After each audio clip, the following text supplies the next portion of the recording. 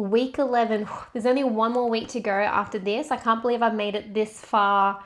And yeah, what am I going to do after this? And I've been thinking about it and wondering, because I really want to keep up the YouTube and things like that. Like there's obviously, I'm still going to continue with morning pages and still going to continue with writing and working through the blocks. But yeah, it's been like, it just went really, really quick. And I didn't think, to be honest, I probably didn't have a lot of faith in myself and I didn't think that I'd get this far, but here I am, week 11, finally recording. And I think I really liked this particular chapter because there's a few things that I really took away from it, that I've even got one that I've got up on my wall as well, and I've just got to remember that particular aspect. But yeah, week 11, the theme is recovering a sense of autonomy. So again, recovering that sense of individuality, recovering that sense of understanding that all these different aspects that you kind of go through really can positively impact your creativity, and just knowing what they are and knowing the tools that you have in your tool belt to really be successful and to really set you up so you can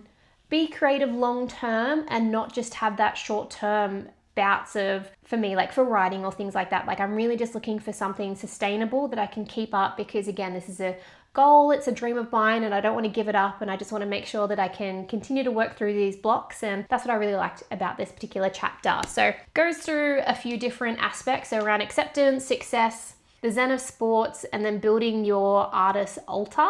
So with acceptance, so it's understanding stability and the mix of having a 9 to 5 that can either free you up to create or drains you of creativity, and you need to be able to find that balance. So I know, especially with my job, that because I deal with a lot of people, and that can be an emotional and social drain. So it's just understanding where I'm at sitting there and then doing a few things to be able to combat that, or being able to do a few things that I can really reset so it's not negatively impacted me, or it's not getting in the way of wanting to be able to write in the evenings. And I think that's a big thing. Like so easy, I can give up and just be like, I'm not feeling it, I'm not in the mood, and I just don't write. And then 3 days pass by and I still haven't written, and then I'm leaving it all up to the weekend, and then something might happen on the weekend. So I just really got to understand that the balance between my 9 to 5 is really, really important to make sure it doesn't bleed into the creative time that I want to be able to do and spend on writing. I really liked the part where it says it shouldn't be about creating to sell. It should be about creating for the sake of creating, whether it's good or not. And it's about letting the artist have some quality time, and that's its own reward. So again, you can have a job or a career out of it, but again, it should just be about just creating in general. It shouldn't be like, I'm going to make this because this is the thing that's going to sell, or I might do it this way because this is what people want. It's just understanding that whether it's good or bad, it's just the journey and it's the process, and it's just being creative in general. It talks about my life is my art. When it gets dull, so does my work. So it's about living a rich life, not money, but support and fulfillment. So that's the part that I have on my wall. So it's just something I want to really remember, because if I'm just at home all the time, if I'm not doing anything, if I've just got the same influences around me, then things can get a little bit boring. So it's just understanding that I can pull inspiration from my life, and I can pull inspiration from the things that I'm encountering and the things that I'm doing. So as soon as I stop living life, as soon as I stop being excited and have the passion and have the energy, and that's where things get dull, and then that's where lack of inspiration and stuff comes from. So I just really want to remember that mantra, that my life is my art, and then when it gets dull, so does my work. It almost feels like the Shining, and like, all work no play makes Johnny a dull, whatever that line is. But again, it's just understanding that it's about living a rich life, and it's not about money, but it's about support and fulfillment that you get from that life. And I really, really like that. And that's what I really liked about this chapter, because it's about finding those hearty, really like authentic things that fill you up and really are like the core of where the creativity comes from. And it's not just about fame and money and all that kind of stuff. Like, that's not what it's about. And the self-respect comes from doing the work one piece at a time. And there is a connection between self-nurturing and self-respect. So if I'm looking after myself, if I'm looking after my inner child, then that's where my respect will come from. That's where my self-worth will come from. It's all internal. So if I look after that, then it's going to look after me in the long run. Again, it's about these long-term healthy things that you can do that will constantly fuel the creativity, and not just I think it'll just create less drought seasons and things like that. And then it's about not being afraid of the weird. It's about doing what makes you happy, and then again, being your authentic self. So it's not worrying about how others perceive you or what other people think about you. It's about accepting yourself, whether it's quirky or weird or, it might not be the normal thing that people do, but it's about accepting yourself for who you are.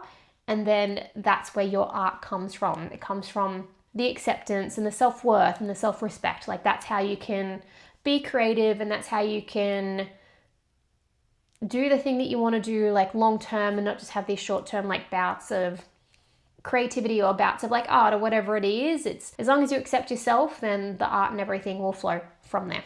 It also talks about success and kind of understanding that once you get to the finish line, what's next. Usually if you hit a goal, and I know it's happened to me before in the past where I've like reached a goal and achieved it, and then you just have this period of like stagnation in a way of not being able to figure out what to do next. And it's just a period of not boringness, but it's just a period of just trying to figure out what it is that you want to do. And I know there's a lot of creative people out there, and there's a lot of authors out there that might be almost finishing a project or a book and they've started the new one. So they've got something to flow into, which I think is a really good idea. And I want to make sure that I kind of have that, like always working on something. And it talks about the sustained creative life is the humility to start again or to begin anew.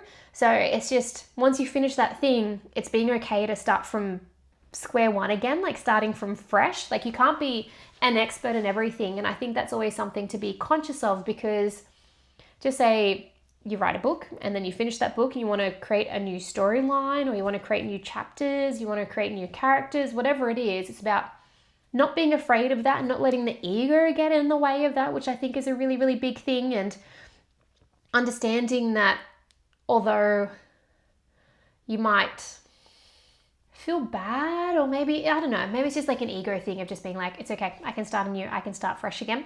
And I really liked where they say creativity is not a business, although it can generate a business. So artists can get asked to repeat the formula, to create the same thing and again. And then sometimes it's possible and then sometimes it's not. And it's okay to commit to these type of projects as well. But it's about finding time for like the more riskier stuff, the things that soothe the soul. So they use an example of like a showrunner or something like that. And you're creating episode after episode or season after season, or it could be you're doing like a series of books, or it could be the Game of Thrones or Harry Potter's. Like, people want more of these particular characters, and like that's okay as well, as long as like on the side you're focusing on other creative projects and other things. Because once something becomes a business, it becomes very formulaic and it becomes very, I don't know, like just structured and less free forming and things like that. And that's the whole idea about like creativity, is just being able to be free and doing what you want to do. So it's almost like that creative thing then ends up being the 9 to 5, and then you've got to find that balance between that 9 to 5 and then the creative project. So it's understanding that although it might be something creative and it ends up being a business, it's also having that side projects as well that really help you grow and develop and have an outlet. And just understanding that balance, I think, is a huge thing. And yeah, it makes a point of don't need to overturn a successful career to find creative fulfillment. You just need to be able to find the time for the other creative pursuits, just knowing what that inner demand is for that creative growth, and just listening to yourself and understanding yourself of what it is that you need. It talks about the zen of sports, and again, it's just more about physical activity or being healthy in general, so about movement. And they talk about, when you go for a walk and you're moving your body and you're being present or you're being mindful, that's how like creativity can flow, or you can workshop ideas or brainstorm or things like that. They just talk about with the movement of body, you have a better chance of being inspired or have that creative flow come through you, because if you're not being your best version of yourself, then you can't create the best art that you can. And it just, helps perspective, helps being present, teaches, exercise teaches the reward of the process, and it teaches a sense of satisfaction over small tasks done. So for me, if I've hit a certain calorie count, green tick for myself. You just have these little goals that you get to work towards and have that satisfaction of hitting those small goals. So if you are creating, or for me, if I am writing and I do a chapter, or if I do a paragraph or wherever it is, it's like understanding it's okay to have these small wins or these small like little ticks that you have. And it's just about helping yourself enjoy the process and understanding that you do have a better outcome. When it comes to exercise and fitness, it just helps you learn to move through something that's difficult. So it's not always easy running up a hill, or it's not always easy trying to lift weights and everything, but it's just not adversity, but it's helping you move through a hard thing. So just say if you come across a creative block mentally, you already know how to get through difficult things physically. And I think it's just that extra level of understanding that you can overcome these blocks because you're pretty good at coming over little blocks anyway, whether it is physical.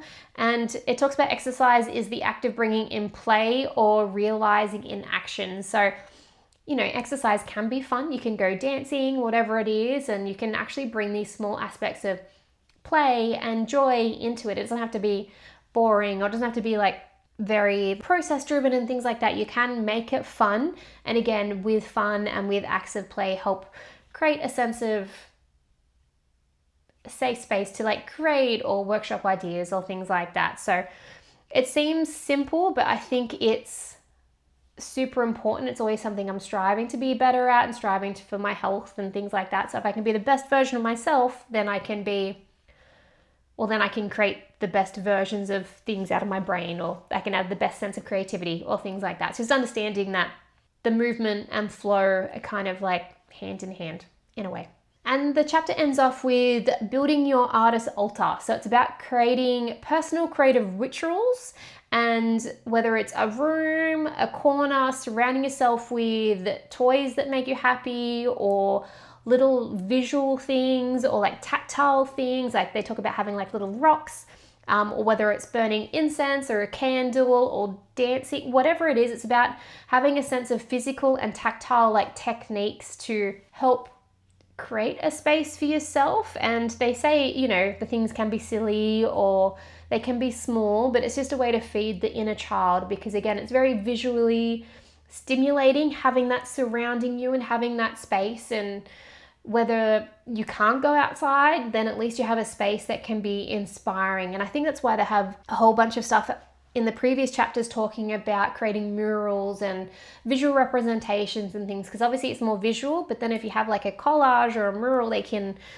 pick up and feel and touch. Like it just makes it more real and more tangible, and maybe it's easier to inspire. Like I never got around to doing those collages and stuff, but again, like I do really like the space that I have here. Like I try to make it colorful and bright, and I do feel comfortable writing here, or the fact that I have a laptop, I can just go out into the lounge room and put something fun on the background and just write whatever it is. But it's just about having that freedom to have that space and to create, these little things that can help soothe the inner child or soothe the inner artist, that will then give you back and feed that creativity. Because again, they talk about play and they talk about creating that safe space and creating that aspect, so then you can not have to worry about the stresses of the world or whatever it is. So you can just go back to the root of the imagination. And I think that's what that is about anyway. So with the task, it asks you to record a voice memo of the basic principles from early in the chapter, and then a particular essay that you like or a particular chapter. So I recorded that, and it's again, I know I go back and edit videos and stuff, but just a voice memo is very weird, just hearing my voice and not the face at the same time. But the essay that I picked was week 8, so just something around filling the form, so just showing up, and said that you could use this during a meditation session or just use this to be able to listen back on. And that's why I picked the filling the form, which is just the showing up. So whenever I'm feeling not inspired, it's just that reminder that if I show up every day, if I do the work, then the inspiration will flow, and I'll be able to have that deep work sessions and stuff. And it's just understanding that droughts will happen. And yeah, that's why I was very mindful about picking that one, because again, it's just about doing the work and being habitual about it and making it sacred. And I think that's something that will help me in the long run, that I can always just go back and listen to if I'm ever feeling a bit stuck or if I've got a block. The second task asks you to do the longhand of your artist prayer, and I already had that in the previous morning pages. I'm up to book number 2 of morning pages, so I did it again, so I'll keep it in that as well. They said you can pop it in your wallet or something like that, but I rarely look in my wallet these days, only because everything's on your phone, your PayPass, all that kind of stuff. So I put it in my next morning pages, that way I can always reference it in the other one if I want to, and it'll just be something to be conscious of, that every time I start a new morning pages book, that I transfer the artist prayer, or if there's things that I really like that I take away and make notes of, that they kind of follow through so I don't forget them. Because as long as I remind myself, even if it's from, you know, the particular chapter of my life is my art, when it gets dull, so does my work. Like I want to take that with me so it's always that reminder. The next task, it asked you to have like a creative notebook. I don't really have one, so I just had an old notebook lying around. But then it asks you to write 10 wishes under health, possessions, leisure, relationships, creativity, career, and spirituality. And it just doesn't matter what kind of wishes they are. They could be grand, they could be small, they can be silly, they can be realistic, whatever it is, but it's just about having those 10 wishes underneath those aspects. And I get it, because with health, that's very important. So having some good, clear wishes around that particular aspect.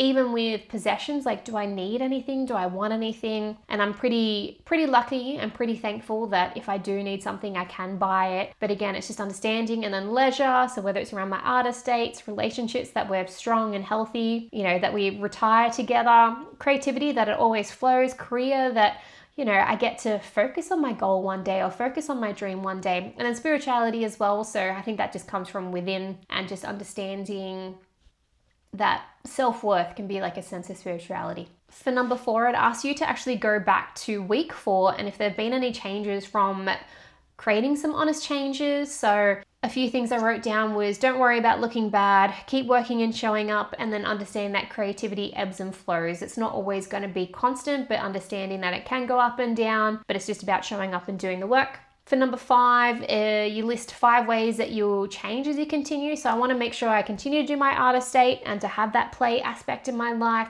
I want to keep writing every week, and I don't care if it's good or bad. Continue to exercise, try to work less outside of work and have boundaries, and then catch up with friends more often. For number 6, it asks you to list 5 ways you plan to nurture yourself in the next 6 months. So again, artist dates or self-care dates. Continue to write the book that I've always wanted to, look after my health, balance work and home life, and then stay productive and show up every day. And then it asks you to plan 1 week nurturing yourself, and then just 1 concrete loving action every single day. So morning pages, taking a bath, having a long artist date, buy myself something nice, spend more than an hour writing, watch corny movies, have early nights. So just really prioritizing things that I know that are going to make me feel better the next day. Then it asks you to write and mail an encouraging letter to your inner artist. I didn't mail it, but I did write myself a letter. And again, I put that in my morning pages. And I think it's just mainly just a lot of affirmations. And it's just more about being encouraging and being able to, you know, if it seems like dark or you feel like you're not getting anywhere and have that sense of hopelessness, I can just open up this letter to myself and just understand that I am good enough, I am worthy, I can be creative, that it's not always going to be blocks in the way, that there are going to be times that all that will be able to flow. But again, I think it's good to have that letter that I can open up to myself. It's like almost like a past letter to my future self. So just say 6 months down the track, I've got a hurdle or I've got a block, I can actually open up this letter. And again, it's just me being nice to myself and me being able to push and understanding that I am capable and I can do these things. And yeah, I thought that was a really good concept. So I'll be able to come back to that letter whenever I'm feeling any self-doubt, which is cool. Number 9 talks about the God concept. So it's very interesting. And I think that's probably one thing I really struggled in this book is they do bring up God and spirituality and stuff quite a bit. So it's more of my own interpretation. Like I did grow up in a religious household. We're Irish Catholic. I went to Catholic primary school and all girls Catholic high school. So I was surrounded by it all the time. So I guess I had this different idea of like what that traditional Catholicism God is and what like the version of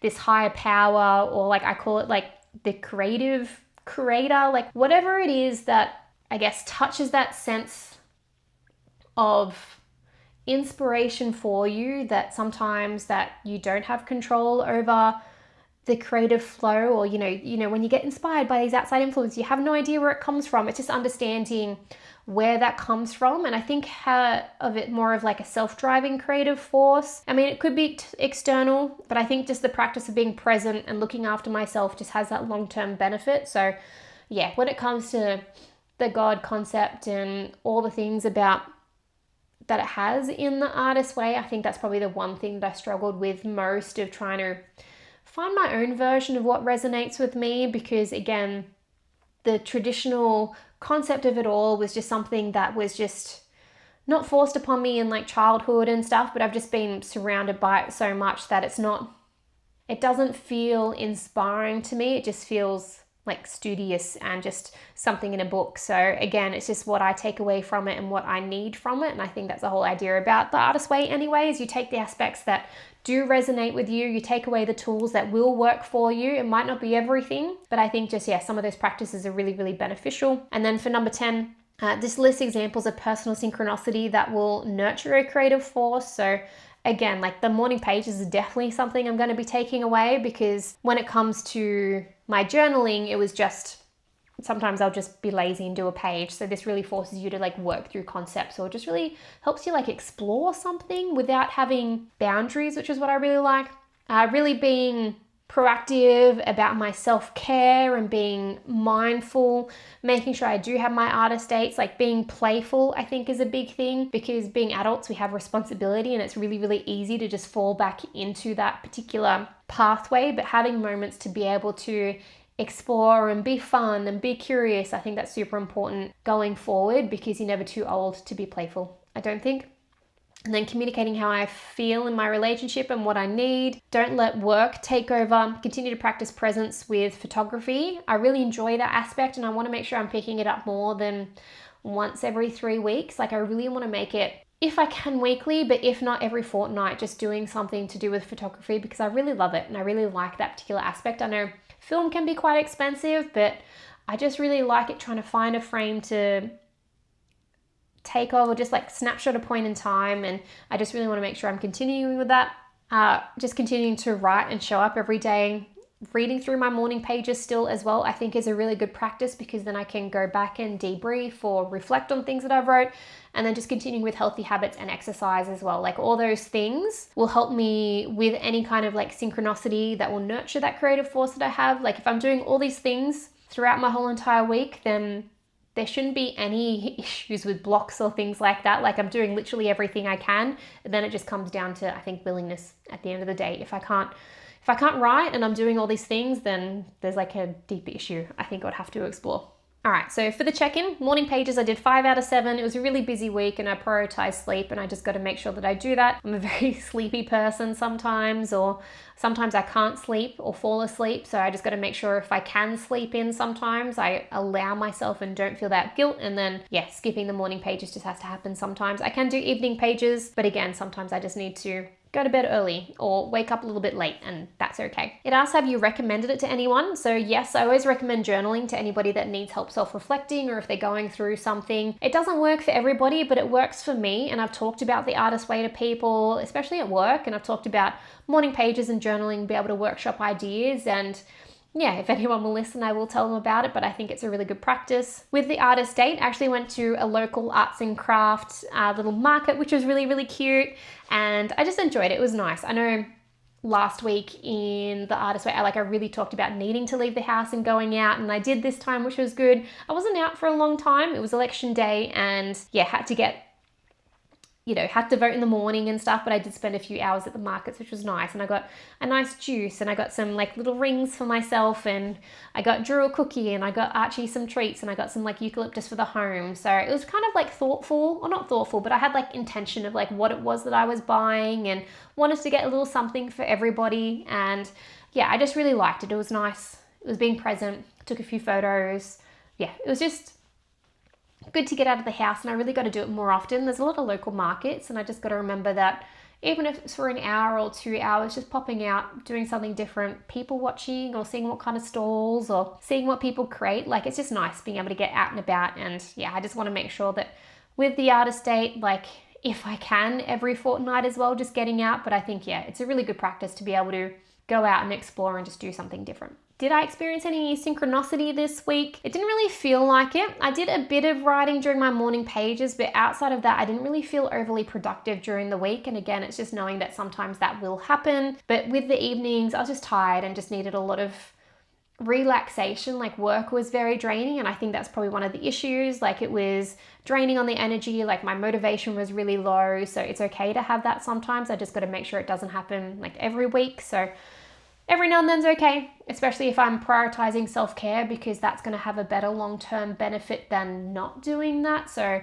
again, I've just got to understand and be okay and be forgiving to myself when those moments do happen. But prioritizing self-care will always have a better long-term effect on my creativity than not doing that. And once I remember that, then I don't feel as bad or don't feel as guilty. But yeah, it's just those moments where I think you just have that bit of doubt every now and then. You're like, I should be writing or I should be doing this. But yeah, as long as I'm looking after myself and doing the things that feel right, I think that's, going to be better long term. So week 11, pretty nice. I liked it. Some good tasks, really cute art date, which I really liked as well. And yeah, one more week to go and the artist way is done. And I think I bang on about this every time, but again, I'm not taking every single aspect out of it. I'm just taking the things that resonate with me and the things that I can use. But I'm proud of myself. Like, I'm a little bit late, but I'm doing the tasks, doing the work, reading the chapters, trying to put stuff into practice. And I actually really see the benefit from some of it, which is really good. So one more week to go. And then, that will be the test once it's all done. If I follow through on